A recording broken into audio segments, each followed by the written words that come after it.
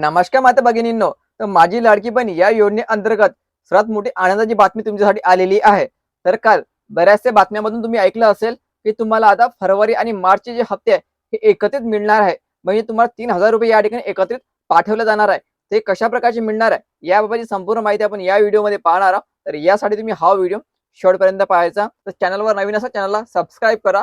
योजनेबाबतची प्रत्येक अपडेट तुम्हाला मिळत राहील. महिलांनो, ₹3000 तुम्हाला या ठिकाणी मिळणार आहे, असं काल आपण बातम्यांमधून पाहिलेलं होतं. त्याबाबत नोटिफिकेशनवर मी आपल्या YouTube चॅनलवर टाकलेलं होतं.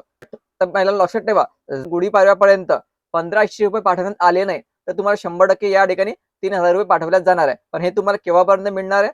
हे तुम्हाला मिळणार आहे 31 मार्च नंतर, म्हणजे एप्रिल महिन्यामध्ये. एप्रिल महिन्यामध्ये तुम्हाला 11 ते 15 एप्रिलपर्यंत हे तुम्हाला ₹3000 पाठवल्या जाणार आहे. पण यासाठी महत्त्वाचं असणार आहे, की तुम्हाला मार्चमध्ये जे आहे, गुढीपाडव्याचा मुहूर्त जो आहे, यामध्ये ₹1500 आले नाही, तरच तुम्हाला हे ₹3000 पाठवले जाणार आहे. त्याची ऑफिशियली जी नोटिफिकेशन आहे, हे अजूनपर्यंत आलेलं नाहीये. म्हणजे महिला बालविकास मंत्री यांनी काही याबाबत सांगितलेलं नाहीये.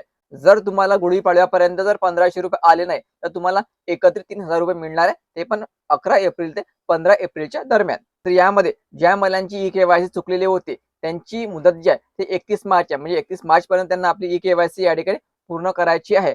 तर एक तर ही गोष्ट लक्षात घेऊन 31 मार्चपर्यंत ज्या महिलांनी आपली ई-के-वाय-सी केलेली आहे, त्या सर्व पात्र महिलांना फरवरी आणि मार्चचा हप्ता मिळावा, म्हणून तुम्हाला एकत्रित 2 हप्ते पाठवले जाणार आहे. ते पण एप्रिल महिन्यानंतर. तर ते सर्व पात्र महिलांना पण मार्चचा हप्ता मिळावा, फरवरीचा हप्ता मिळावा, हा विचार घेऊनच तुम्हाला एकत्रित ₹3000 पाठवले जाऊ शकते. पण ते पण 11 ते 15 एप्रिलच्या दरम्यान.